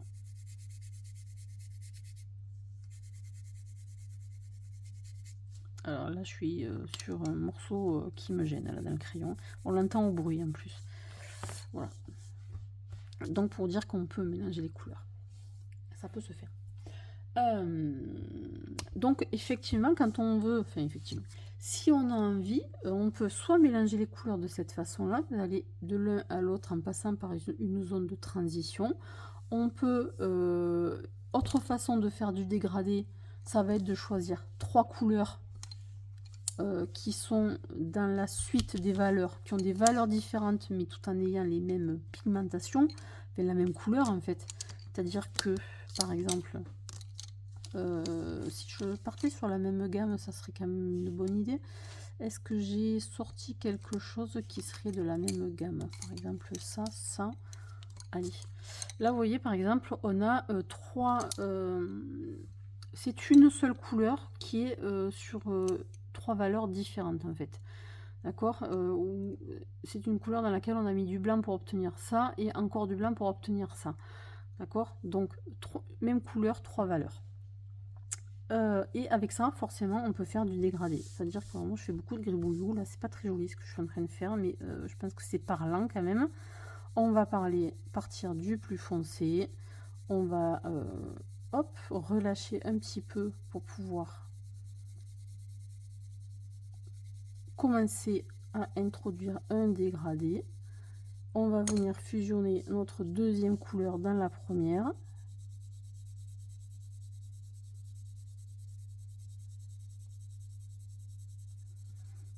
Dans la partie de transition, il y a un endroit où on va être à saturation complète de cette deuxième couleur tout en la relâchant. Et puis on va aller dans la troisième couleur et ainsi de suite. Alors là, je l'ai fait un petit peu à l'arrache, donc c'est pas ultra bien fait, mais croyez-moi sur parole, quand on le fait correctement, on arrive à aller au dégradé de couleur. C'est celle-là, peut-être que je l'ai arrêté un peu trop abruptement. Là, je le frôle le papier en fait, pour venir juste faire la démarcation finale. Enfin, qu'il n'y ait pas de démarcation, au contraire.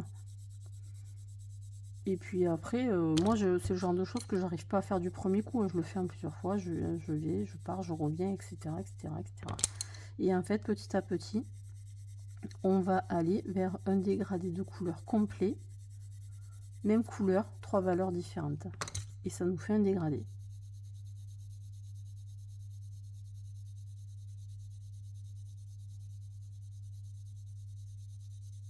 J'ai vraiment pas choisi le bon papier.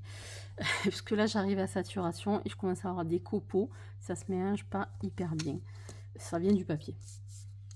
C'est pas grave, c'est quand même parlant. Ça donne une idée de ce qu'on peut faire avec elle. Donc, on a vu le dégradé d'une couleur à l'autre. Même couleur qui se dégrade en changeant de valeur. On va vers le plus clair. Et ça permet de faire un dégradé de couleur. Rien ne nous empêche d'aller faire une couleur. Mettons que je veuille faire un dégradé de couleur sur un visage par exemple. Je vais mettre une couleur de base.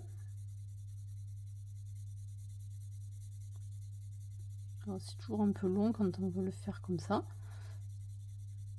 En démo là, ou alors il faudrait que je l'accélère, mais bon, j'ai pas l'intention d'accélérer. Sinon vous pouvez faire en accéléré aussi, ça marche. Ça m'arrive de regarder des vidéos comme ça en accéléré. Donc vous pouvez parfaitement faire un aplat de couleur, pas saturé complètement par contre pour le coup, et de vous dire, ah ben alors moi sur mon visage, j'aimerais bien que de ce côté-là, il y ait un dégradé de couleur plus foncé. C'est-à-dire que je suis un petit peu dans l'ombre. Alors attendez, je cherche le bon crayon en fait. Hein. Là, je pense que je vais être trop foncé. Je cherche un intermédiaire à ma couleur que je veux mettre là. Voilà, par exemple ça. Et je veux par exemple que de ce côté-là, ce soit plus foncé, de ce côté-là plus clair. Je peux très bien décider de dire, tiens, de ce côté-là, je vais venir amener un petit peu de bleu. Alors là, j'y vais tout doucement. Hein. J'amène un petit peu de bleu parce que j'ai envie de faire un dégradé foncé de ce côté, plus foncé de ce côté, tout en restant un peu plus clair de l'autre. C'est un petit peu plus difficile de faire ce genre de dégradé, mais ça se fait. Et on peut très bien comme ça aller se dire, ah ben tiens, je fais un dégradé avec des couleurs complètement différentes que je viens mélanger les unes aux autres. La difficulté, et par exemple si je veux être clair ou dans un côté un peu lumineux du visage de ce côté, venir amener une touche de lumière avec pourquoi pas un peu de jaune par ici. Moi j'ai pas fait un visage, donc vous imaginez que c'est un visage, et vous avez certaines couleurs un petit peu froides d'un côté et les couleurs un peu plus chaudes de l'autre. Ça suppose de faire ce genre de choses. Alors là, bien sûr, comme ça, c'est pas très parlant, ça fait pas très joli, mais ça peut être très sympa d'amener ce type de mélange de couleurs. Alors là, c'est encore autre chose parce qu'en fait, ce que ça suppose, c'est de connaître les couleurs. Partir de 3 couleurs avec des valeurs différentes, ça c'est assez intuitif, on y arrive assez facilement. Soit on va mélanger avec du noir ou du gris pour aller vers du plus foncé, soit on va mélanger avec du blanc, ou voilà, on choisit 3 teintes et on le dégrade comme ça. Mais le fait d'amener des couleurs différentes dans un aplat pour pouvoir faire un dégradé, ça peut être aussi très sympa parce que ça va amener du caractère à vos dessins. Ça nécessite quand même une petite connaissance de sa palette de couleurs. C'est une aparté dans mes crayons de couleurs. Parce que ce qu'il faut quand même savoir et avoir présent à l'esprit si vous voulez faire des choses comme ça, c'est qu'en fait, les couleurs primaires, ça va être rouge, jaune et bleu. Alors c'est pas tout à fait vrai ce que je suis en train de dire, parce que normalement, la couleur primaire, c'est pas tout à fait rouge, c'est un rose très foncé en fait. Mais bon, on va dire très basiquement, les couleurs primaires, là, on a le rouge, le jaune et le bleu. Si on décide de les mélanger toutes les trois ensemble, on va se retrouver avec du marron. Alors, selon si on a mis des teintes désaturées ou très saturées, on va avoir du marron très foncé, voire même limite du noir. Soit on va avoir un marron très clair, donc du beige, par exemple. Mais et selon la quantité, si on fait à choix égal, on va avoir un marron basique. Et si on met un peu plus de bleu dans la même quantité, on va avoir une couleur qui va se situer plus vers ici. Donc on va avoir des teintes de marron un peu différents. Mais de toute façon, si on mélange les trois, à un moment donné, on va avoir du marron. Et c'est à savoir parce que si par exemple, vous avez sur votre papier quelque chose qui est de l'ordre du rouge et que vous venez y mélanger quelque chose comme du vert, vous aurez du marron, puisqu'en fait le vert est un mélange de jaune et de bleu. Donc si vous venez mélanger le vert à du rouge, vous aurez du marron. Si vous venez mélanger sur du jaune, du violet, vous aurez quelque chose qui se rapprochera du marron. Ça sera un peu plus nuancé que ce que je suis en train de dire, parce que comme le crayon, ça se fond pas complètement comme de la peinture, donc vous aurez des superpositions de couleurs qui vont vous donner du relief, mais vous aurez un ensemble qui sonnera un petit peu marron quand même, moins que si c'était des mélanges de peinture. Donc il faut faire attention au fait que voilà, si on va mélanger vers la couleur complémentaire, c'est-à-dire celle qui est entre les deux là, si vous avez vos couleurs en triangle comme ça, que vous allez mélanger votre jaune avec votre violet, vous aurez un marron, parce que vous aurez mélangé en fait trois couleurs sans vous en rendre compte. Je ne sais pas si je suis claire dans ce que je dis. Donc du coup voilà, c'est bien d'avoir une petite roue des couleurs, parce que si on ne se rappelle pas de ça, ben, ça permet de venir se poser la question. Tiens, alors attends, si je mélange ça avec ça, voilà, si je veux mettre, je dis n'importe quoi, du vert dans du rose, qu'est-ce que je vais avoir?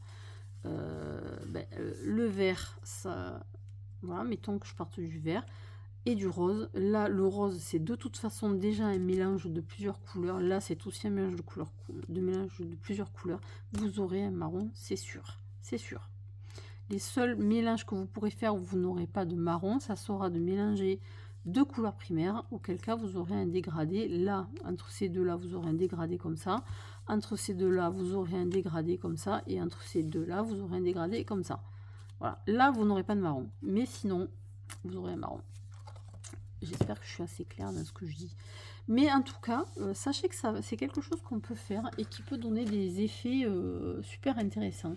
J'en ai fait un tout petit exemple, tout petit, parce que j'ai vu quelqu'un le faire et j'ai trouvé ça super sympa. Et je pense que j'en referai un plus grand dans ce petit portrait là, où en fait le principe c'est de venir amener des couleurs plutôt froides dans les ombres et des couleurs plutôt chaudes dans les parties lumineuses. Et du coup ça amène quelque chose de tout à fait unique, je trouve. En tout cas, les gens qui le font, qui le maîtrisent bien, je trouve que c'est super joli, quoi. Donc voilà, pour vous donner une idée du rendu qu'on peut avoir avec ces techniques là, on n'est pas obligé de faire du dégradé hyper régulier comme ça. Voilà, une méthode parmi d'autres.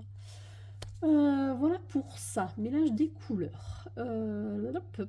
Alors, je vous ai dit tout à l'heure, selon qu'on utilise de l'huile ou de la cire, on va pas avoir aussi, les effets de texture seront pas les mêmes. Pensez toujours, si vous voulez faire des choses très précises, polychromos, huile, c'est super pour les petits détails. On a parlé du papier, on a parlé de la superposition des gammes qui des fois sont chaotiques, à savoir il faut faire des essais. Ensuite, il faut faire des essais, mais par contre sachez que vous pouvez faire du mix média avec les crayons de couleur sans aucun problème. Qu'est-ce que ça va vous donner comme rendu? Alors déjà, avec quoi on peut faire du mix média? Déjà, il faut savoir que quand on va faire du mix média avec des crayons de couleur, en général, sauf à vouloir venir blender par-dessus, avec des feutres à alcool, enfin blender, brunir avec le feutre à alcool, c'est-à-dire remplir tous les petits trous. On peut le faire avec du feutre à alcool incolore, mais on pourrait aussi venir le faire avec du feutre à alcool en couleur. Ça va complètement changer vos couleurs quand même, il faut avoir conscience de ça. Par exemple, là j'ai un rouge, rouge un peu cerise là. Si je le passe là-dessus, bah, très clairement j'ai une couleur complètement différente. Alors il est d'origine comme ça, hein, mais ça peut se faire, ça marche. Ça, par contre ça matifie le crayon de couleur. Mais pourquoi je vous parle de multimédia? Ce qui est intéressant avec le crayon de couleur, au-delà de faire ceci, qui à mon avis est difficile à maîtriser quand même, c'est de venir faire des sous-couches au crayon. Alors pourquoi faire des sous-couches? Parce que ça va vous amener, ce que ça va vous permettre de faire. Et d'une, ça va aller beaucoup plus vite. C'est-à-dire que ça va déjà pré-boucher un petit peu tous vos pores de papier. Et ça va vous permettre d'aller à saturation beaucoup plus rapidement. Donc déjà, ça peut vous faire gagner du temps. Il faut savoir que ça modifie un peu la texture du papier. Donc la sensation de glisse peut être modifiée et peut ne pas vous plaire. Il faut faire des essais et il faut voir. Par contre, le fait de faire des sous-couches, ben, ça peut aussi vous amener une intensité de couleur qui est beaucoup plus importante. Parce que vous amenez du pigment supplémentaire, tout simplement. Alors là, je suis obligée d'aller ramasser ce que j'ai tombé tout à l'heure. Pour vous montrer ceci, hop, je me réinstalle, excusez-moi. En fait, quand j'ai fait la couverture de mon nuancier, je l'ai fait comme ça. Au niveau des couleurs, j'ai fait des sous-couches au feutre à alcool. Et c'est du coup, ça amène quelque chose qui est extrêmement coloré et hyper vif. Et ça, je trouve que ça peut avoir un effet, enfin on aime ou on n'aime pas, ça dépend du rendu qu'on veut avoir, mais selon ce qu'on veut faire, et c'est vrai que pour les fleurs, ça rend quand même pas mal du tout, ça peut être intéressant de faire ça. Ça permet d'aller plus vite dans son colo, et en plus ça amène une intensité particulière. Donc on peut très bien s'amuser à faire, là j'ai pris 3 feutres de 3 couleurs différentes, c'est-à-dire que je suis sur même couleur, 3 valeurs. Bon là je le fais à l'arrache, je suis pas là pour faire un dégradé de couleur ultra efficace. Mon objectif immédiat n'est pas de vous montrer comment on travaille les feutres alcool. Je le ferai mais pas tout de suite. Voilà, c'est pas le but là tout de suite. Donc en général au feutre alcool on le fait en plusieurs fois. Il vaut mieux... Ah merde, j'ai pas pris le bon, pardon, excusez-moi pour le gros mot. J'ai pas pris le bon. Entre les deux, j'ai gâché mon dégradé là. Oh là là là. J'ai gâché mon dégradé. Bon, après, on arrive, si on le fait tout de suite, on arrive à le rectifier au feutre alcool. Oh, j'espère que je suis pas en train d'un foutre plein mon sous-main là. Alors, il faut bien faire attention à bien les fermer par contre, hein, puisque sinon il sèche. Ouais, voilà. Je savais bien qu'il fallait que je protège dessous. J'en ai foutu sur mon sous-main. Donc l'idée c'est ça, et c'est de se dire, ah ben, tiens, une fois que je me suis fait une sous-couche unie ou dégradée, on n'est pas obligé de faire dégradée, on peut très bien faire une sous-couche, c'est ce que j'ai fait d'ailleurs là j'ai fait une sous-couche unie, et je suis venue dégrader par-dessus au crayon. Mais on peut déjà aussi se dire, je dégrade, et puis après, une fois que c'est sec, là c'est peut-être un peu limite, mais une fois que c'est sec, je vais venir retravailler encore à certains endroits, pour venir, pourquoi pas, intensifier mes couleurs. Soit en totalité, soit qu'à certains endroits. Après c'est au choix, ça dépend ce qu'on a envie de faire en fait, hein. Ouais, il n'y a pas de... On peut très bien aussi venir dire, tiens, je fais des détails comme ça, je fais un petit dessin là au milieu, etc. quoi. Mais je fais n'importe quoi en fait. Mais pourquoi pas, on n'est pas obligé de... On peut aller aussi à saturation à certains côtés. Voilà, ça peut amener un plus qui va faire qu'au final on va avoir des couleurs extrêmement intenses. Voilà, donc en tout cas dans un colo, sur des fleurs ou n'importe quoi, ça peut vraiment être utile. On peut faire ça avec des feutres alcool, on peut faire ça avec des feutres à eau. Alors là par exemple je suis sur du feutre à eau, mais c'est du feutre à eau à l'encre, c'est à dire que là je suis sur les Faber-Castell, les Pitt, qui en fait sont des encres.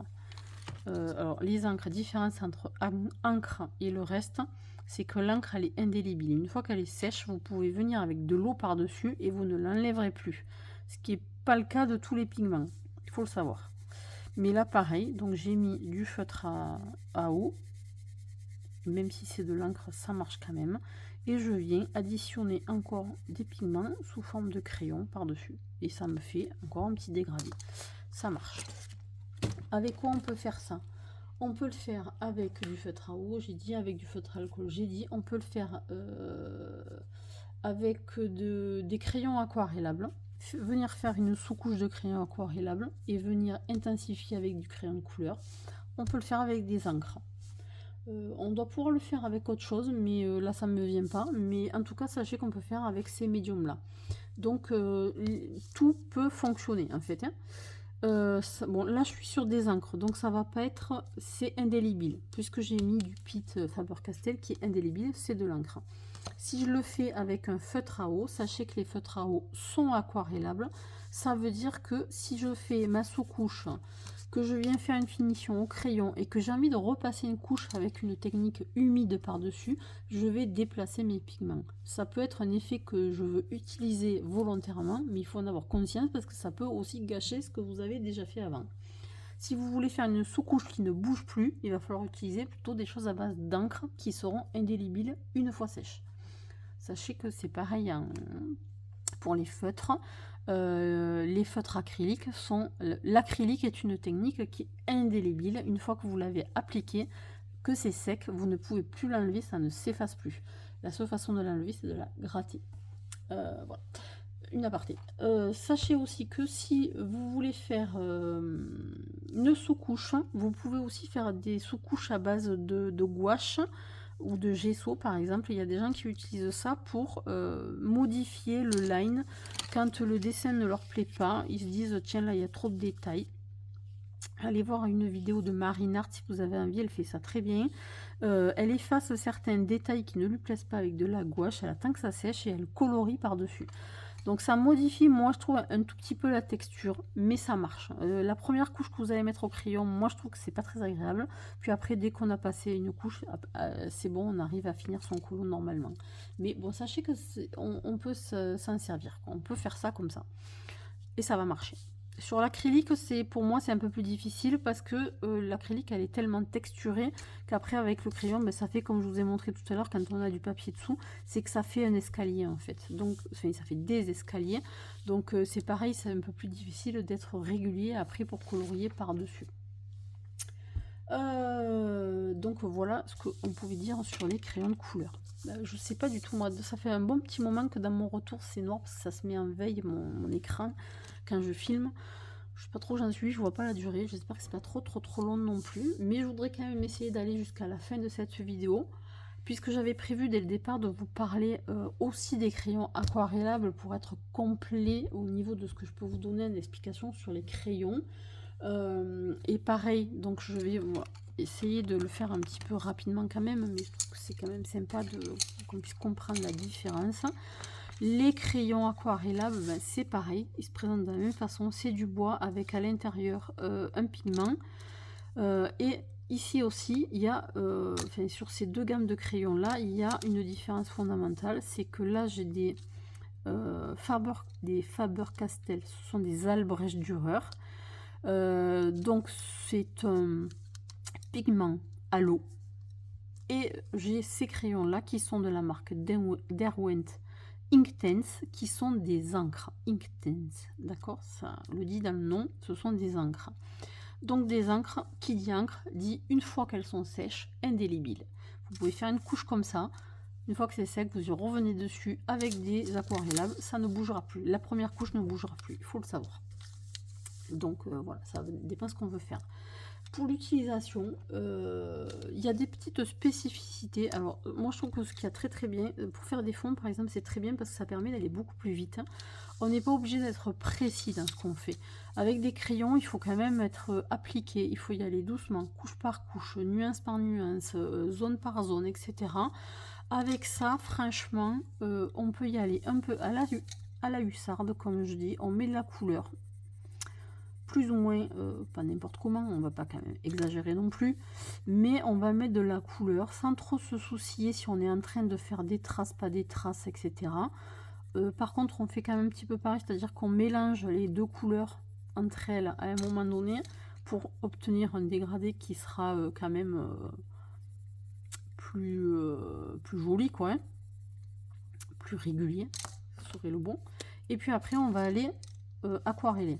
Alors, est-ce que j'ai un peu... Voilà, l'eau arrive. J'ai un pinceau à réservoir. Et en fait, ce qu'on va faire, par contre, et ça, c'est important, c'est qu'on va aller du plus clair vers le plus foncé. Parce que sinon, on va ramener le pigment foncé dans le clair et ça ressemblera à rien. Donc, il faut avoir un chiffon avec soi ou une éponge où j'ai rien pensé à prendre avec moi. Mais comme celle-là elle est sèche, je sais pas si elle va marcher. Bon, on verra. Il faut avoir une éponge parce que dès qu'on veut changer un peu de couleur, si on veut pas ramener des pigments, on a intérêt à nettoyer son pinceau. Et simplement, on va se contenter de venir mouiller les pigments. Et là, c'est un peu magique parce qu'en fait, on se rend compte que c'est beaucoup plus pigmenté que ce qu'on pourrait l'imaginer. Et ça va venir, hop, s'aquareller très facilement, comme ça. Okay, si j'ai envie de revenir pour refaire un peu plus de régulier, hop, je ramène, je déplace un petit peu mes pigments pour venir arranger le dégradé. Selon le papier, ça va pas avoir le même rendu non plus.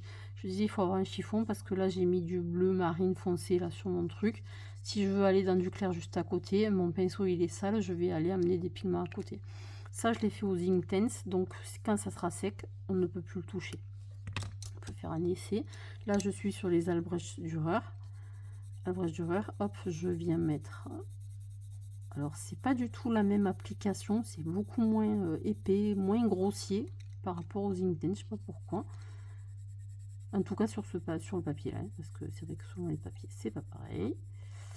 On va le faire comme ça et on va le faire comme ça. Donc c'est vrai qu'on peut assez rapidement couvrir des grosses surfaces quand on veut faire de l'aquarellable. Et pour certains colos, c'est vraiment pas mal. Pour les fonds, ça peut vraiment aider aussi. Et pareil, on va venir, hop, amener le pigment. Là, je suis en train de le déplacer au bout de mon pinceau en fait. Voilà. Et alors, selon le papier, ça va pas avoir le même rendu. Là, ça l'a déplacé complètement parce qu'il est très lisse le papier. Sur des papiers plus granuleux, on va déposer plus de pigments, donc ça sera plus intense encore. C'est vrai que sur certains livres, selon les papiers, vraiment, ça fait un effet magique parce que on a l'impression qu'on n'a rien mis, puis d'un coup, pouf, c'est plein de couleurs, quoi. Et ça, c'est très joli, je trouve. Alors, je sais pas si c'est assez sec pour être parlant. Ouais, c'est pas encore tout à fait sec, donc j'arrive à le déplacer. Mais bon, voilà, quand ça sera sec, normalement, ça se déplace plus. Par contre, ça, là, normalement, ouais, pareil. Au niveau du papier, c'est pas parlant, je peux pas vous le montrer comme ça. Mais sachez qu'il y a plus de chances d'arriver à redéplacer les couleurs si vous venez rajouter de la teinte par-dessus, quoi. Faut le savoir. Voilà, du plus clair vers le plus foncé, c'est mieux, vous aurez moins de soucis, et en essuyant son pinceau à chaque fois entre deux couleurs.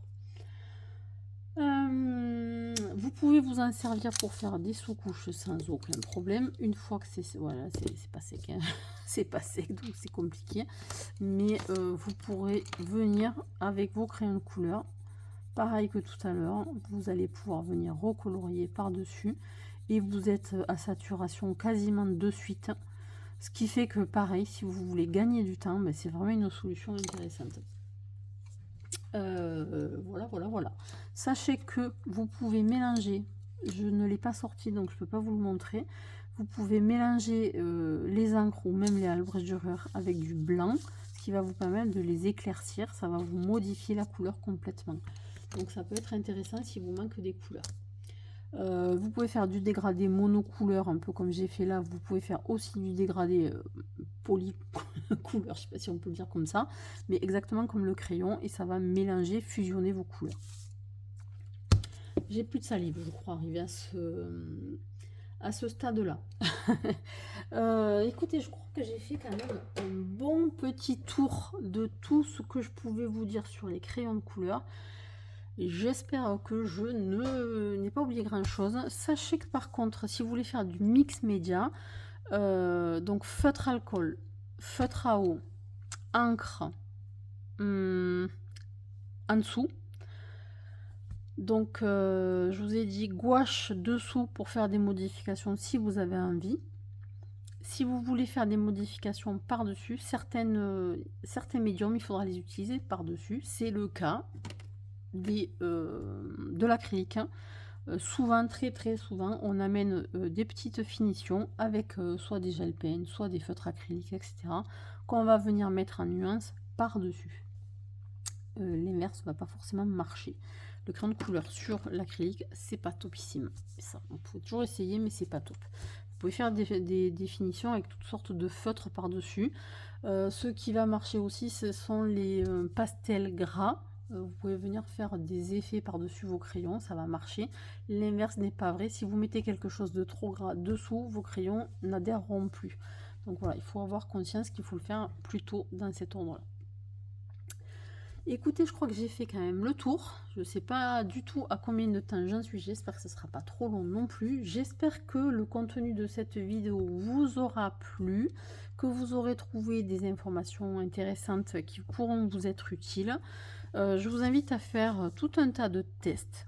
Et c'est vraiment comme ça que vous pourrez vraiment apprendre. Et moi, comme je le dis tout le temps, ben, j'apprends encore, je découvre encore, parce que c'est un univers où il y a tellement de choses que voilà, quand on commence, on n'est pas prêt d'avoir fini. Entre les papiers, les livres qui ont des papiers différents, les styles qui sont différents, on peut faire des tonnes et des tonnes et des tonnes de choses. On n'est pas obligé de se cantonner qu'à un médium, on peut les mélanger, on peut faire plein de choses. Donc vraiment, il n'y a que votre imagination qui vous arrête, très clairement. Donc écoutez, je vous laisse avec ces paroles-là et puis je vous invite à vous amuser. Et puis prenez soin de vous et à bientôt dans une prochaine vidéo.